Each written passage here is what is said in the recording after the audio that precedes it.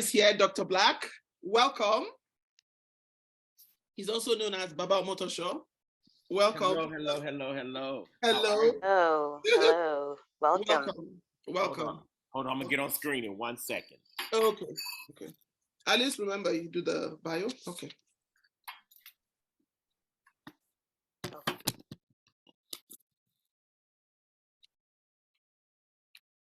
There we go. Thank you so welcome. Hello, ladies. Yes, this is some of us. My name is Louisa, or let me introduce it. My first name, Oluna Sen, the one who has done well. Yes. I want to say thank you for this very beautiful book.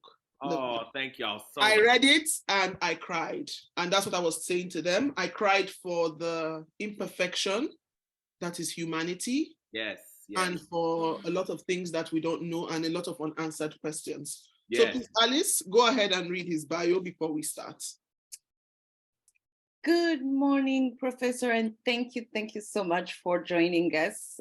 For some reason, today we have a couple of males also, but I don't know why they're not on camera, but that's a whole different discussion. I'm basically putting them out there. They're right there. Sir, I just want to say, I am also thankful for this book. I literally have bought copies for each and every man that I know that is close to me because all of them need to read it.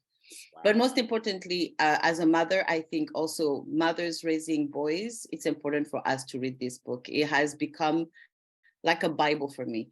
But in the meantime, let me introduce you to the rest of the wonderful ladies and gentlemen who joined us today. Daniel Black is an internationally renowned award-winning novelist.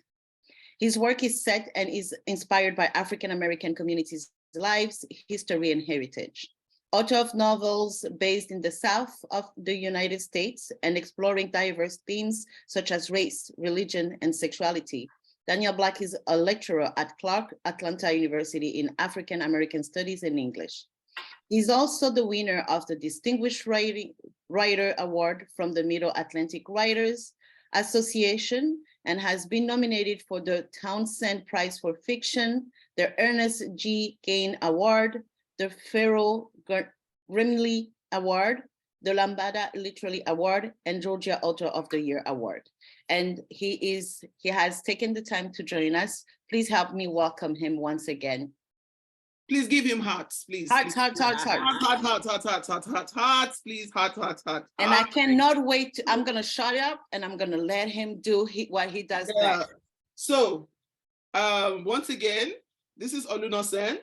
The reason I put this book club together is because I wanted a place where we could read books by authors of Black and African descent. Yes. And that is the only way we can have authentic conversation and shape our narrative. It's also an excellent way people can learn about the Black experiences from the motherland and here. So when I read this book, like I told you, I cried because this is the first time I'm reading a book written by a man. Yes. About a man's emotions and so on. Yes. The way society has shaped us, I think it has made us judge men. It has made us judge men, I don't know the lens with which it has made us judge men, but it has made us hard on men. So for me, and then the definition of manhood, the definition of love, people say the body remembers. Yes. And when I read about Jacob, when I read this book, I was very forgiving of Jacob because Jacob is like a typical Nigerian father. Right. Yeah, he's a typical African father. Yes. And I went online, I watched some of your videos, and there was this conversation I really enjoyed where you did with a Black man reading, that book club. It gave me men's perspective of the book, but American men's perspective. I would have loved if we had more African men here to actually talk about, the definition of manhood. So for me, what was your inspiration for writing this book? Because I feel every man should read this book. Every African man should read this book because it goes somewhere. It just goes somewhere. It hits you, it hits different. So what was your inspiration for writing this book? Well, I'll start by saying, again, good morning, ladies. Good morning. And thank you all for reading this book. Thank you for finding it valuable. I think it's extremely, extremely important because you're right, Louisa, and that is there are not enough texts and not enough books that explore men's inner self, men's feelings, at, which leads too many people to think that men don't have them, but that's not true. It is simply and absolutely not true. And I wrote this book because I've been teaching at a black college here in Atlanta for 30 years, Okay. and I always hear boys brag about the beauty and the wonder of their mothers. And I always wonder, where's your daddy? It's always mama who's awesome. It's always mama who's calling on the phone. It's always mama who's doing this or that. And I always have wondered, where is your father? Why don't boys boast about their daddies? And what I realize is that there's an emotional gap, an emotional divide between too many black fathers and sons. And I wanted to help fill that gap. The first thing I wanted to do is to help discover what the problem is. And the problem is that fathers withhold their hearts. Yeah. And whether son or daughter, all a child wants is really their parents' heart. That's all any child wants. And so I decided to write a book where the father finally gives his son his heart. And you're right, the irony of the title says, "Don't cry for me." But that's exactly what the book makes you do. Yeah. Because his heart is so full. Jacob's heart is so heavy. And, there's so many things in this book. Jacob participates in the ruining of this little boy, Elliot, when he's a child. Yeah. But the irony is he ends up birthing him later in life because his own son is Elliot. Yeah. And what it shows you is that you can never determine what kind of son you're going to get. You can never determine what kind of child you're going to get. A parent's job is not to put in an order for children. A parent's job is to take the children you get and to understand that whatever children you get is the children God meant for you to have. Yeah. But this is a man who has spent his life trying, for all practical purposes, to send his child back. To say, God, you must have made a mistake. This can't be my son. I would never have had a son like this. But by the time he gets to the end of his life, what Jacob realizes is all any person would want at the end of their life is loved ones. And now he's trying to figure out how to make a connection to his son and how to give Isaac the kind of love that he hopes will keep him from hating him the rest of his life. That's what he's praying for. That's what he's really hoping for. And I think it happens. By the time he gets to the end. Him. But he did love his son. He loved him. He loved him. Yeah. Well, he loved him the way you're supposed to love a child because you had one. He doesn't love him because he likes him. Okay. Right? He does not understand the beauty of who his son is. He does not embrace who his son is. He embraces the fact that he has a son, but he doesn't want one like this. And the truth of the matter is, even after it purges and all that, Jacob still doesn't get all the way there in terms of totally accepting Isaac. He never arrives at that place. He just gets much, much, much closer. I will tell you, ladies, that the sequel, Isaac's Response, I've already written. Woo, that made me so happy. Sorry, I had to come on and say that. Hallelujah to that. Yes. Yes. Already Can we done. have it tomorrow? I guess we're having him back, right? We're having him back. Yes. That was my second question to you, Dr. Black. Thank you. Yes, it's on the way. It's already written. It's already done. So it'll probably take the 6 That's to 8 all I months. want. I'm like, Beautiful. Okay. So another question I would like to quickly ask is, I realized that you see the Bible names, Abraham, Esau, Rachel, Jacob, Isaac, yes. Yeah, these were because I have to go back to the things that happened to them in the Bible. These are not just random names. Right. Very significant names. Why? Because this is the Abraham, Isaac, Jacob story from the Bible. This is the story of a man who sacrificed everything. That's the story of Abraham biblically. Mhm. God asked Abraham for a sacrifice, and he asked him, would you sacrifice the thing you love most to be obedient to me? And Abraham says yes. And Abraham is just about to sacrifice his own son, and then God stops him. Ooh, okay. Abraham proves that he would. This is the same story. This is a story of black men Okay. who will sacrifice for their sons everything except their hearts. Okay. So before I open the floor for people to ask questions, I had made a note towards the end. So you described death as a woman. And I said, when I first read, oh, she came, I know people have said, oh, death is a woman. Oh, she came, we're dressed in blue and the dangling earrings. Why was death not a man dressed in a blue in a dashiki? Why was death not a man? Why was it a woman? Because death is vulnerability. Mm-hmm. Death is beauty. Death is sensual. Death is tender. Okay. Death is not ugly. Death is not hard. Death is not strength. Death is at our tenderest moment. And those traits are far more feminine in society than masculine. Okay, fair enough. I might agree. So please, any questions, please? Shola, you want to ask a question? Hi, welcome again, Dr. Black. And Hello. Lisa, you stole my main question. So you actually, and Dr. Black himself stole my second question because he answered it already. So, but I just wanted now, most of you from Nigeria?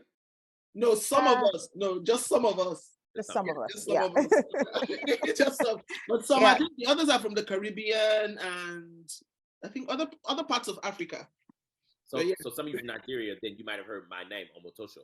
Yeah, I was asking them the meaning of Omotosho. I started, please, who can pronounce? Bukola, please pronounce it. How is it said? Omotosho. Omotosho. Yeah, Omotosho. Okay, and the meaning? I was asking about the meaning this morning, the meaning. So we're saying that the meaning, the literal meaning, well, the general meaning is a child is a blessing. Yes. But then the literal meaning is that this child has come to add beauty. So it Omo is a child. And then the second part, Tosho, is like almost to beautify something, to make your home better and more beautiful. Yeah. Yes. The Tosho part, the fact that it's to means that it means that the child is enough to make me beautiful. Like exactly. Omotosho, it's enough to beautify me. Yes. Yes. Okay. Yeah. Yes, that's what I've been told. Yes. Yeah. Okay, so that's why you are Baba Omotosho. Yes. Okay, beautiful. So I'll quickly just recap, just do a quick. So I wouldn't repeat all of the things that I've said earlier about reading this book and about how we saw the fear of Jacob, we saw the bullying with Elliot, and the generational trauma of this book, the lost opportunities between the relationship between Rachel and Jacob, which will have been a really, really beautiful one, and the courage for Jacob to start something new. I love the hospital scene and the story about Miss Hallelujah. I love the fact that that was hilarious for me, and I totally could relate with that. And then I love how he wanted his son to be proud of him when he took Isaac to homeland, and how he was spinning stories about things that he didn't do, but how he wanted to. You could see that the son loved. So it's a tragic book in that there were so many missed opportunities. And like a lot of people have said that this is a book for everyone to read. So I just want to say thank you, because you've answered my two questions. And what I didn't see is the part that the irony of Jacob birthing Elliot, and more like God be like, okay, now you've been given this opportunity. What are you going to do with it? Yes. And I certainly agree with Bukola in that that scene of Isaac painting that picture, I think is so moving and so poignant, because what he's really doing is showing his father how much he loves him, right? Yeah. But Daddy is Jacob is so fragile emotionally that he really does not see the largesse. He does not see the real power of what his son has done, not until years and years and years later. Right. Yeah. And in some ways, this book is exactly that it's about all the unbelievable missed opportunities where they could have bonded, where they could have held hands, where they could have cried together. But the problem is that Jacob wants a different kind of boy. Jacob wants a masculinity that Isaac does not and is unwilling to attempt to provide. Isaac is smart, Isaac is wonderful, Isaac is all of these things, but he is not traditionally masculine. And that is what Jacob wants. Jacob wants a traditional son, and Isaac is not that.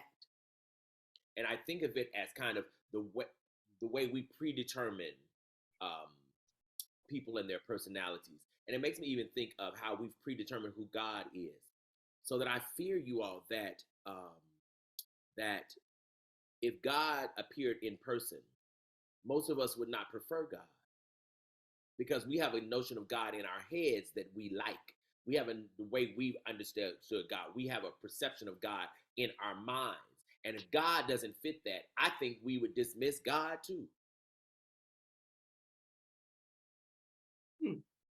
Well, you see, from everything you said and him not wanting the version of manhood that was his son, it just goes to show you that in life, you don't really get to pick and choose many times. That's right. Because before his son was gay, he was a son, he was a man. That's the first thing.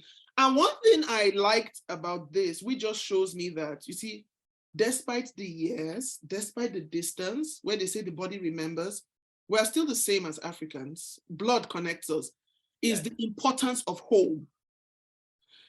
In Nigeria, in Africa, it's still the same. You know, when you describe how poor a man is, you will say, he was so poor, he was so wretched, he had no land. He owned no block, no single block to his name. He had no single block to his name. Right. And that is why for us as Nigerians, wherever you are, when a man dies or you die, you are taken back home to be buried. In some situations, yes, they tend to bury people in foreign lands, but on foreign soil. But if you can afford it, you take them back home, not just back home, back to the village, back to their father's compound. Yes. So when you go into some Nigerian family houses, you will see graves, grandfather, father, son, you see. So what was it about home? Because it's so important. It's almost like even when Africans were forcefully taken away, you know, from the motherland and brought to the Americas to work, there was something in their hearts that could not be destroyed. And that's the sense of home. That's right. So what was it? Yeah, because I noticed that here. Jacob has that. And that sense of home for him, of course, is Arkansas. Yeah.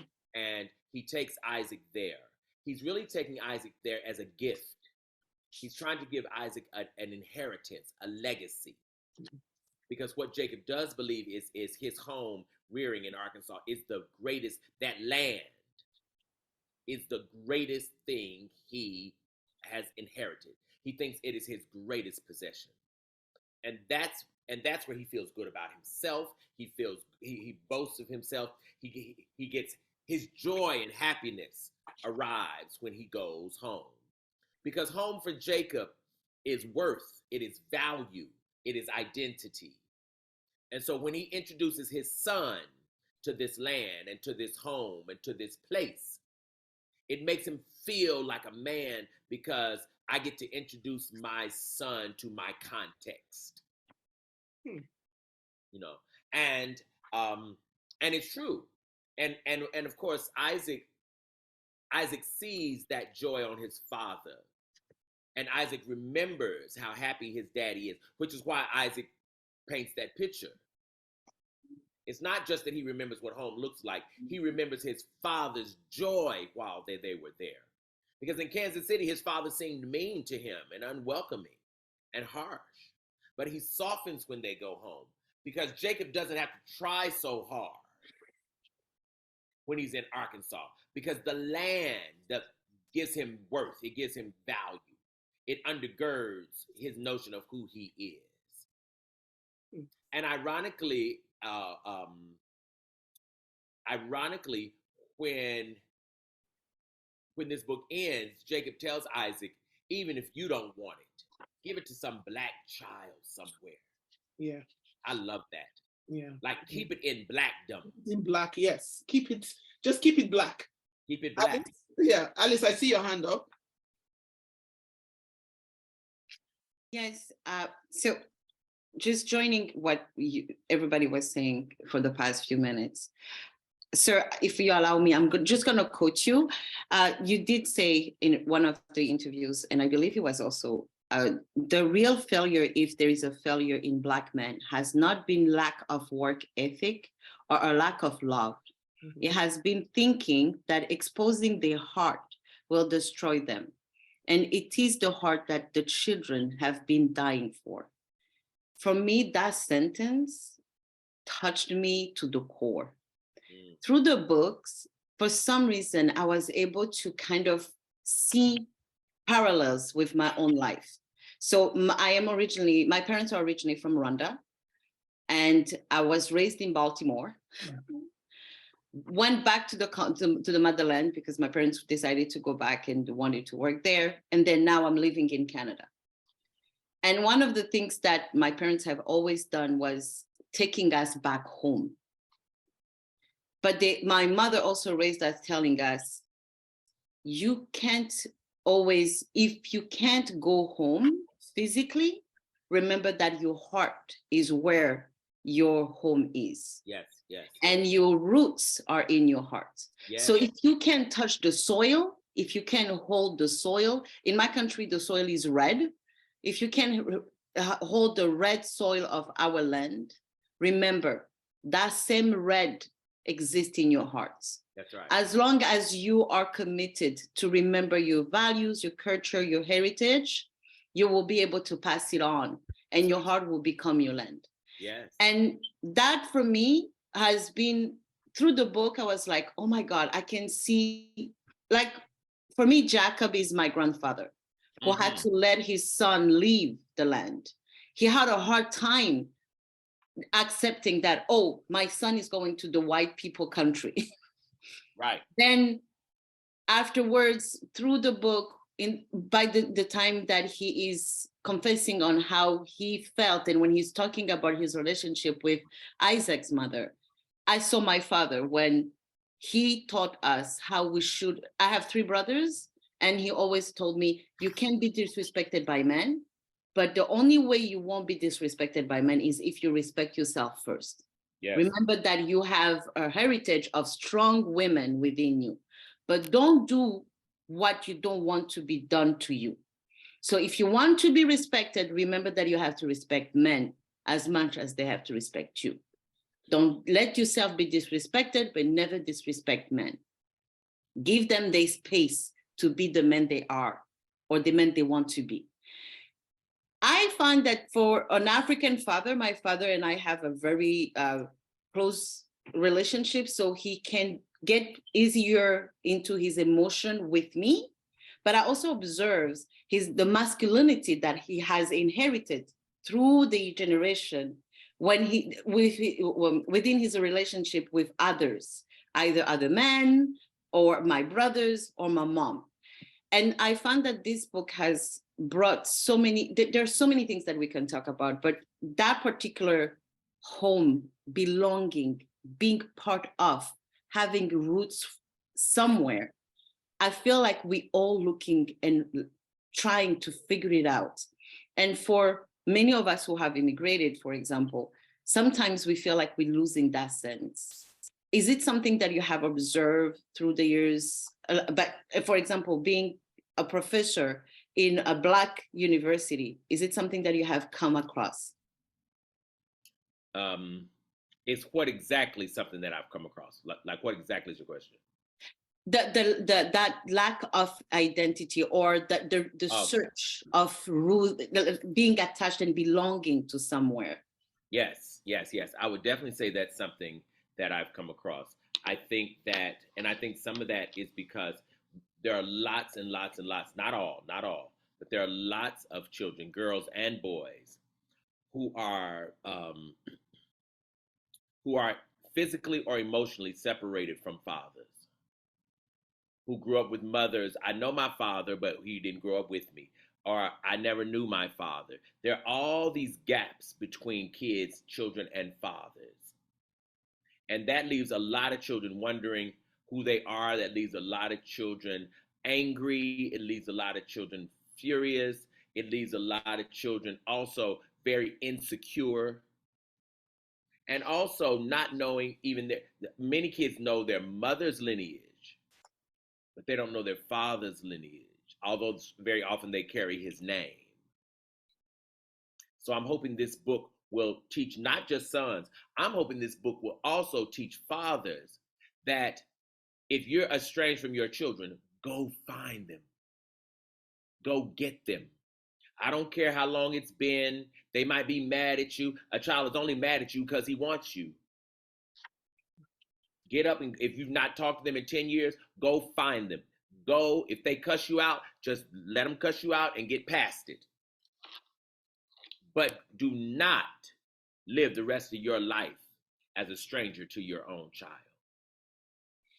And I think another mistake many people make when it comes to this is because we think we have time. That's right. That's right. You don't. You do not. We think we have time because a close friend of mine lost her dad recently, and I reached out to her. I was broken. Oh, so sorry about your dad. And she goes, it's okay. And I'm wondering, okay, so just okay. She went, well, he wasn't close to any of us, all 6 of us. He wasn't close to any of us. So he was more or less a stranger to us. So no emotional attachment, nothing. They're just going to bury him just because they feel, you know what, is what needs to be done. But there are just no emotions. And she said 2 of her siblings were broken because they were angry with him for not being in their life. But I think the assumption was we have time and one day all of us will sit together, we would cry, we would fight, but time. That's right. You don't have it. We don't have it. And I was reading here, page 39, and it takes me to the relationship between the men here and their women. It said we were taught what to think and not how. Yes. Because I feel that this makes us too hard on men in the society and the expectations. A man is expected to provide. A man is expected to be a man. And when you find yourself with a man who cannot provide in that context, it becomes a problem. Yeah, so that's what I feel that it's made. Do you think that the society and generational trauma has made us judge men through very harsh lenses? Because it's easier for you to forgive her. Okay, yeah, oh, she was crying. Yeah, it's a woman. Be gentle with her. But if it's a man, you see a man who breaks down and starts to cry, like I said at the beginning when all of us were chatting before you joined us. If you find a man, like even till date, I don't know how I would respond unless for something serious and very traumatic. And okay, yes, a man was crying. Okay, he's crying because he lost someone. But if I had a man who cried at the drop of a hat, I think the first thing I'm going to say, like as a Nigerian woman, is what's wrong with this one? So do you think that generational trauma, societal expectation has made us judge men or too harshly or expect or have unrealistic expectations of men? I think so. Certainly unrealistic expectations. I think that our notions of manhood, both African and diasporan, I think our definitions of manhood are far too rigid. And quite frankly, what I also think is men expect too much. I think men like a narrow masculinity, and I think women do too. There are too many women who like men in that traditional hard way, like I don't want a crying man. I've heard so many say, I don't want no sensitive man. I've heard many women say, I don't want a man who cries as much as I do. Right? And oh wow, that must be some of you who said it. But see, that's the problem. That's a problem. And the reason that's a problem is a man should be able to cry as much as he feels it. It should have nothing to do with how much you cry. If he cries twice as much as you, why can't that be perfectly and absolutely wonderfully fine? Because it's just who he is. And that's the problem. The problem is that we don't want boys as they are. We want them shaped up into this into this societal notion of masculinity that makes people feel safe, makes people feel like provided for. We want all these performative notions of what manhood means, not what a man thinks, not what he really feels. And the problem here is that Isaac is a feeling child. He's a child who feels deeply, and Jacob hates it. He absolutely, but it doesn't mean Isaac is not a wonderful little boy. And it doesn't mean he's not a fantastic man now. It means he's a feeling one. But we've got to decide, both men and women, if we have space for feeling men and to still see them as fully and completely and absolutely still men. And I think women and men struggle with that, quite frankly. I think I think I'm guilty of that. I'm guilty. No, Alice, you're laughing. No, this book taught me that it's okay. Because as much as I love and I appreciate a vulnerable man, a man who is in touch with his feelings and able to say how he feels, a man who cries a lot. I'm laughing because I'm also guilty of that. I'm just going to be wondering, let me say it the Nigerian way, what is wrong with this one? That is what we are going to say as Nigerians. What is wrong with this one? How can you be crying? Nothing's wrong with him. Nothing. Because you see, okay, let me explain this scenario. In African cultures, when a person is being buried, and let's say an elderly person or so is being buried, a husband, the wife is expected to cry. And when I say cry, it's not just sob. She is expected to throw herself on the floor, stand. Then after some time, she makes a false attempt to jump into the grave, and then they hold her back. So when they are talking about it, they will say she was such a good wife. She loved her husband so much that when he was being buried, she tried to jump into the grave.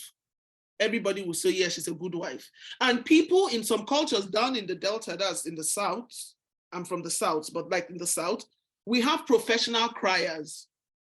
Yes. You hire them and they're always drunk. That's what I realized. Those people are always drunk. You hire them just to come and cry for the man. So they will say he was such a good man. But that expectation is not, that is the expectation of a woman and not the expectation of a man. Yes. As a man, they will tell you, be a man, control yourself. You are a man. Yes. You can cry in the privacy of your room, your bedroom, but you shouldn't be seen crying in public. So that's a problem. Yeah, it helped me understand that, you know what?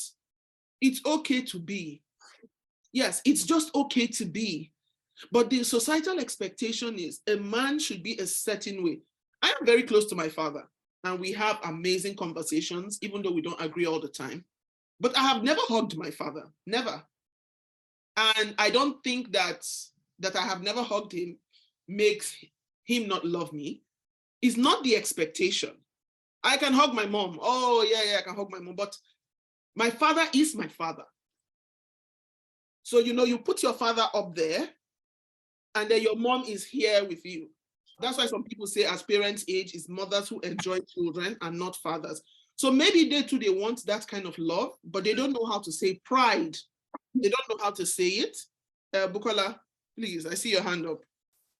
I just wanted to make a quick point that you're very right about societal expectation, but that it actually does a disservice to both men and women. That's right. So my husband actually, he cries more than I do, but that doesn't mean I don't feel, so in that experience you were saying, at a funeral, everybody expects all the women to be crying and all the men to be stoic.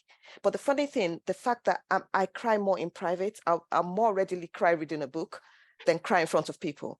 And my daughter is exactly like that. She would hold it together, and as soon as she gets home, she releases it. And I'm a bit like that. And society would judge me as wrong and say, oh, her father died and she didn't cry.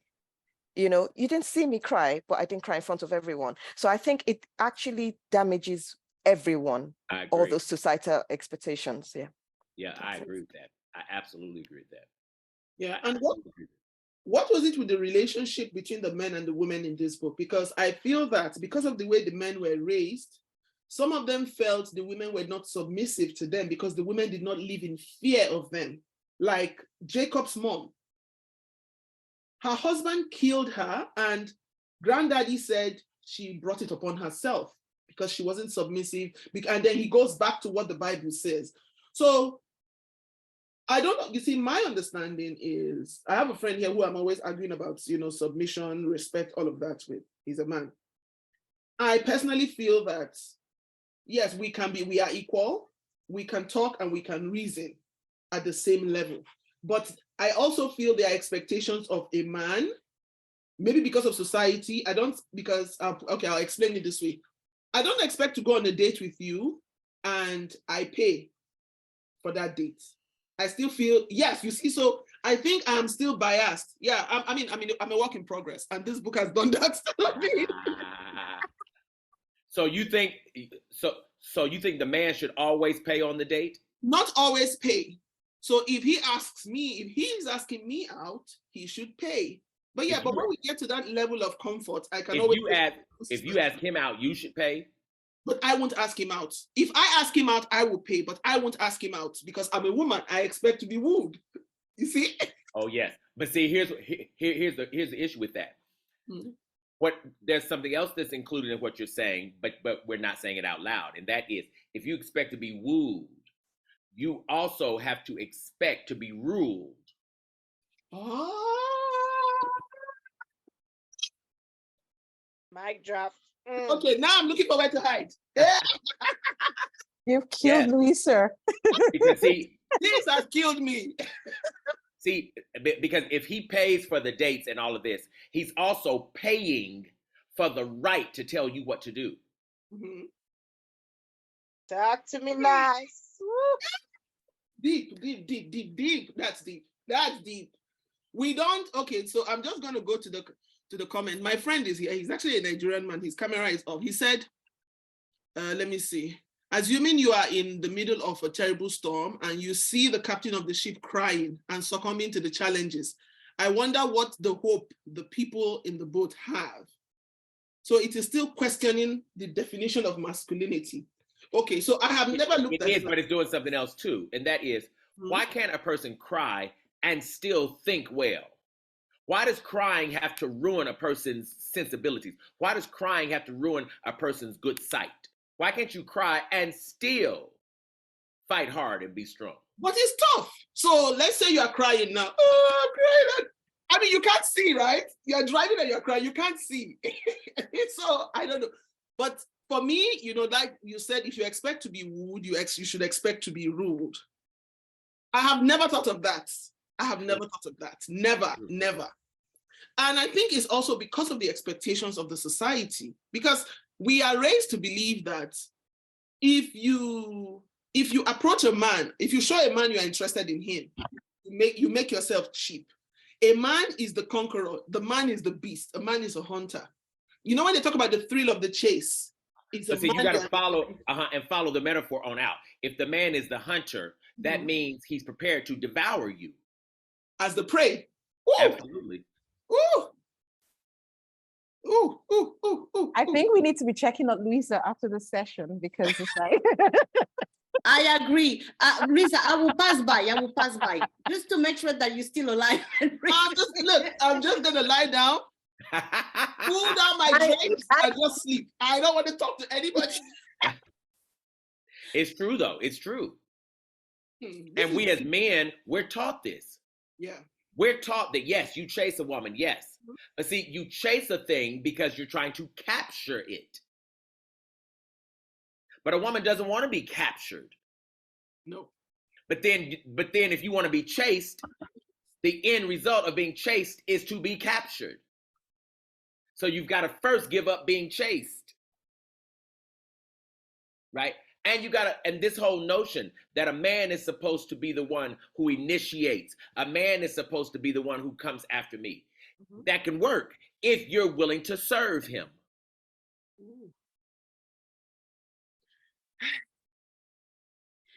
I just want to add on something because this is where I was going when I raised my hand when we start talking about relationship between men and women.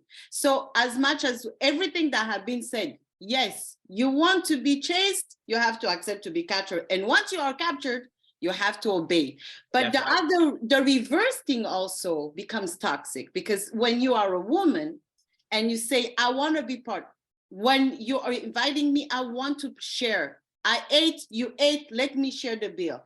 Oh, you're trying to diminish me. You're trying to show me that I'm not a man enough to take care of you. I didn't say that. Oh, I just said I want to pay my part. Yes, yes. But then it becomes a whole power dynamic. It Oh, does. you don't want, and It does. this is a question that I wanted to ask you, because I listened to one of the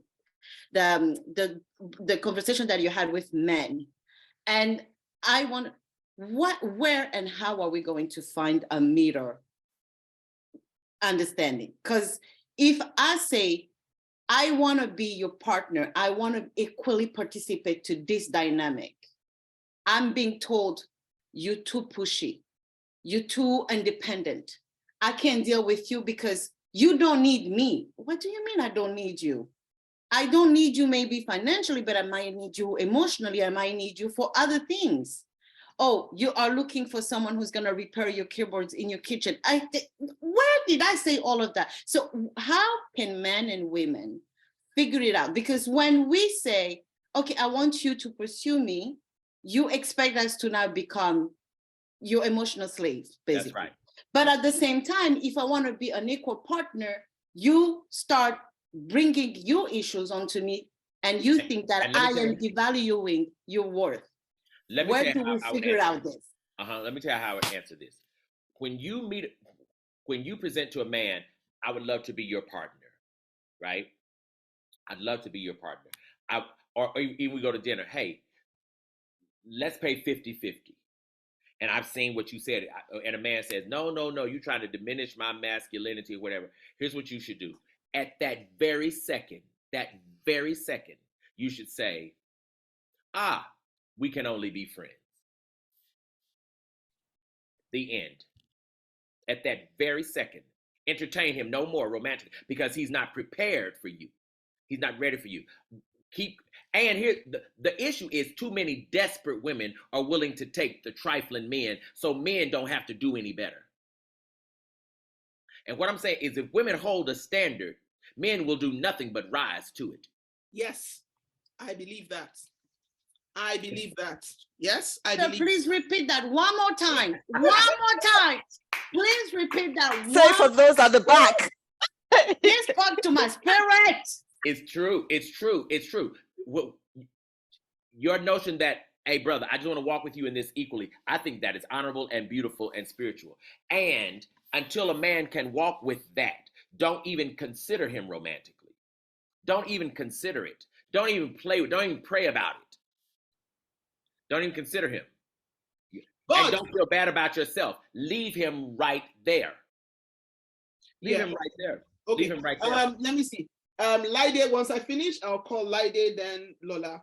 Okay, in terms of equality, I personally feel that you can't be equal in everything. There are things as a woman I'll be better at, and there are things as a man you'll be better at. That's true, but it will balance. I think you're right. I think you're absolutely right. I think you're absolutely right. But the problem is this. Like, you might have daughters. Mm-hmm. You might do their hair. Yeah. But it's not because you were born knowing how to do hair. It's because as a girl, you learned it. Yeah. And I'm saying a man can learn it too. Yes. A man could learn it too. We just don't require that. Here's the problem. But mothers take their sons to the barbershop too. Yeah. So then why can't a father tell his girl what to do when her period comes? See, all of this is learned knowledge. It's not stuff girls are born knowing. We just train girls to know it because we're training girls to be mothers. We're not training boys to be fathers. Boys just become fathers. We train girls to be fathers mothers from the time they're little girls. How do you know? We give them things called dolls. A doll is a little baby. We're trying to get a girl used to taking care of somebody else.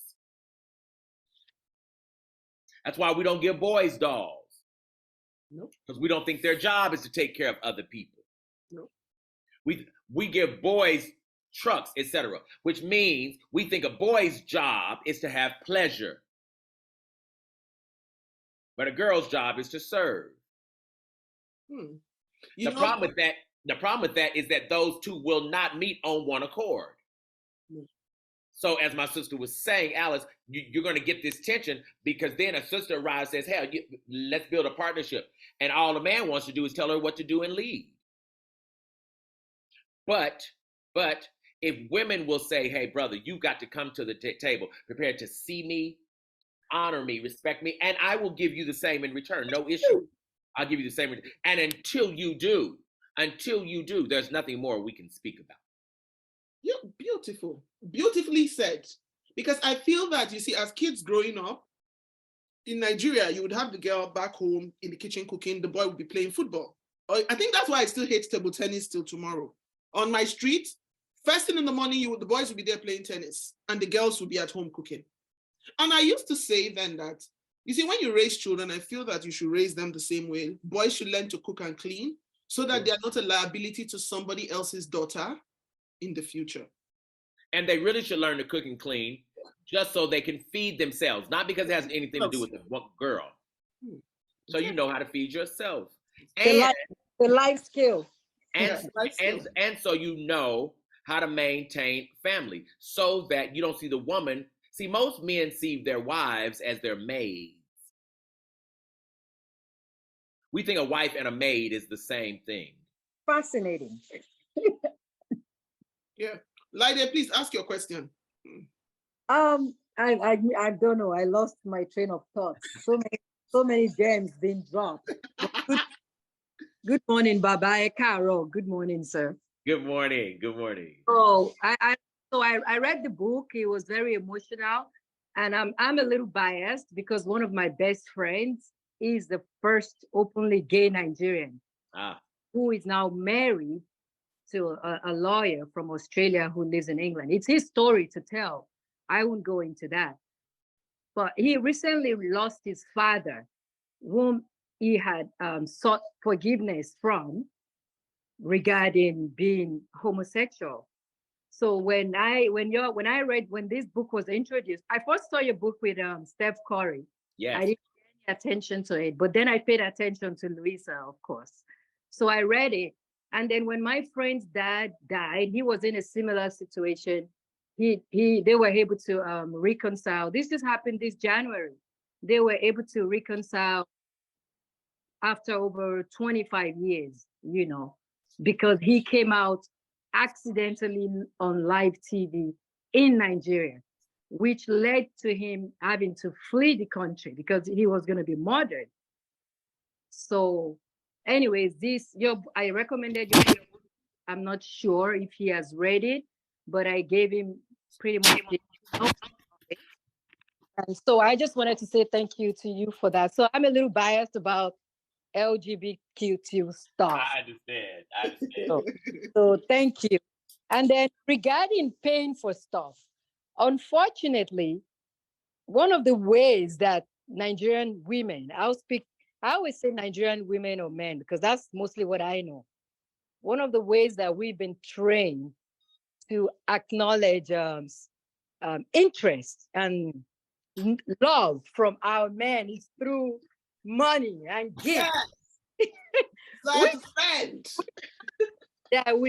And I think about it as I get older, and from even listening to you, it's all a form of control. Yes. It's all a form of control. You don't need to buy anything. Like, especially I can buy myself those things, but it's just you looking for a shortcut to catch me, like a prey, just like you said. So I really have no questions, just acknowledgements and thank you. Thank you so very, very much. You're welcome, sir. I've got about 10 minutes. 10 minutes, yeah. So please, who else has a question? Camille, you've not said anything. Camille, go ahead and ask your question, please.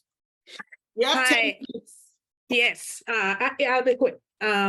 So I'm Jamaican, and my question is really about, I'm just gonna try and read quickly the first paragraph on page 1. When in 2013, my father was diagnosed with Alzheimer's, I knew what it meant. He'd soon forget, and he done or said to me over the years. In fact, he'd need my sympathy, perhaps my financial assistance. His memory faded away. For a long time, I had wanted us to hash things out, to speak honestly about how we had hurt or disappointed one another over the years, but Daddy's mind left like a dream at dawn. And now the encounter would happen only in my imagination. So when I read that, I thought of the time when my father was battling cancer. Well, not much battling. It between diagnosis and death, it was 7 months. And I wanted that as well, that I'm hashing out of, you know, whatever happened in the past, but that didn't happen.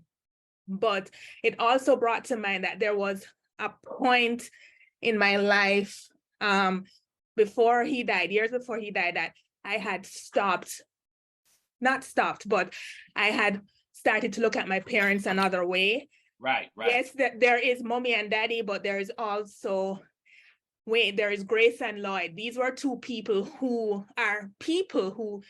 did what the best they could. They grew up however they did, and they met and they raised children. So I wanted to know, at what point did you look at your father differently so that you could write a book like this and not just say, oh, daddy, but the man that my father was? You know, I think I was fully an adult. All right. I think I was fully an adult before I realized that I was as much a man as my father was. Right. And I realized that I wasn't as old as him, but I was as much a man as him. And what I realized is I had to stop myself from thinking that if I disagreed with my father, somehow I was wrong. Somehow I had faltered because he and I weren't saying the same thing. That wasn't true at all. Daddy had notions of things and I had notions of things, right? And I think once Daddy became ill and Daddy needed me, now the tables had turned and I was providing for him. I began to see, oh, my manhood does not need Daddy's approval in order for it to be legitimate. And so I decided I was going to write this book because I wanted to set myself and Daddy free. Daddy, we don't have to agree. You can have your notion of things. I can have mine. I love you and honor you. And no, we don't agree. No, we don't. But I still honor you. Mm-hmm. Mm-hmm. And once I got clear of that, I got set free. Oh, beautiful. Please, before we forget, I mean, we have just a few minutes. Let's take a picture with Baba and our books before we forget. Please, please, please, please, please. And y'all post this picture, please. Oh, yes. Oh, yes. Oh, yes. Okay. I've posted one already. I've already posted fantastic. one and tagged you. Okay. Not only Where are your we going books? to post, Let me get mine. Let me get mine. Okay, get yours. Please make sure that you do give a review also to the book. Please, yes. Write a review. Because these are the moments. Miss Hamilton. Oh, sorry. Oh, Ethiopia. Okay, great. Okay, he's coming with his book. Just a minute. Yeah. Okay, beautiful. So say cheese, everyone. Cheese. Okay, fantastic. Okay, so I hope you take more than one. I took two. I took one as well. So the reason why I did that is so we would not, we had to take this before, so we don't forget. Yes, we just have barely 4 minutes. Before Lola says hers, I would just like to say this before I forget that Baba Motosho, I want to say a very big thank you for this book. Oh, thank y'all. You have made me cry. You have made me go deep into myself to think of a lot of things. You guys check up on me. We will. I was about to say, I will come to see if you're still breathing. Check up on me to know how I'm doing with all of this. Okay. Lola, please go ahead and ask your question. Lola is actually a therapist. Yeah. Lola, please ask your question. Hi, Dr. Black. Thank you so Hello. much for this book. And thank you for the wisdom that you have dropped today. I, like Louisa, I feel like I got a lot out of today. But I just really wanted, from a psychological point of view, in terms of crying, I think, yes, there's been a lot of disservice that has been done to just in general to all humankind about emotions. You know, our emotions are innate to us. And one of the ways that we express emotions is to cry. Yes. And crying is a great stress reliever. There is actually science that shows that when you cry, you release cortisol, which is a harmful thing in the body. So why can women cry and not men cry? And we don't stop baby boys from crying. So why are we stopping men from crying? That's You right. know, so there's a lot of stuff that we need to re-educate ourselves on. That's And right. this is a great conversation starter. Thank you so much for the book. I appreciated it. I appreciated the courage of the father, and I look forward to reading Isaac's response. Thank you. Oh, you are most welcome. Absolutely, absolutely. And you're going to love Isaac's response. Thank you so. In fact, when Isaac's response comes out, I'm going to reach out again for that. This absolutely. This book has just taught me that there is no manual on the perfect parenting. That's right. That's right. And yes, so there is no manual on the perfect parenting. 2, we think we have time. There is no time. 3, the power of forgiveness. That's right. Yeah. Forgiveness is not for the other person. It's for you. It's for you. Because when you don't forgive, unforgiveness is like taking poison and expecting the other person to die. That's right. Yeah, that is what I have gathered from this book. So if anybody has any last words before we let Baba go. Thank you for coming. Yeah. Thank you. Thank you. And I Thank really you. hope that once Thank you for the sequel coming. comes out, you will join us again. Thank you Join for us again. Yeah, and we'll keep sharing educational it. conversation Please, that everybody, we had give him today. hearts, everybody. Give him hearts. Give him hearts. Hugs. Thanks for the Yeah. wisdom as well. Thank you for all the Yeah. wisdom. Thank you. Many you ladies thanks. so Many much. thanks. Let me know if y'all need me again. Okay. Oh Oh, yeah. we will. Absolutely. We will. And by the way, will. I have a brand new book coming out on Tuesday, this coming Tuesday, Oh, what's it called? Ooh, what's Yes, it I called? saw that on your page. called Black Oh, on it Black. counts down. Yeah, Black on black. I saw that Okay. as well. Okay. I guess we found our for the next months. We will definitely get back to you. Get back to And me, I'm no gonna problem. I'm gonna recommend for them to read Perfect Peace because that's one of my favorite books. Okay. Maybe that one's another level. Oh yeah. Okay. All right. Thank you so I guess much. this is there's going to be a lot of dates with you. No basically, problem. that's Let what me we're know, saying. ladies. No problem. And we'll We're need more inviting you time. out. We'll need more time with you too, because that was an Yeah. amazing conversation. Yeah. Wow. Thank y'all so This much. is powerful. Just let me know. All right. Hearts, Thank you hearts, very hearts, much. hearts, ladies, Hugs, hearts. hugs, everybody. Hugs. Thank you. Bye, y'all. Bye. All Bye. right, Thank you. Take care. Bye. Thank you. Bye. Oh my goodness, that was something else. Wait.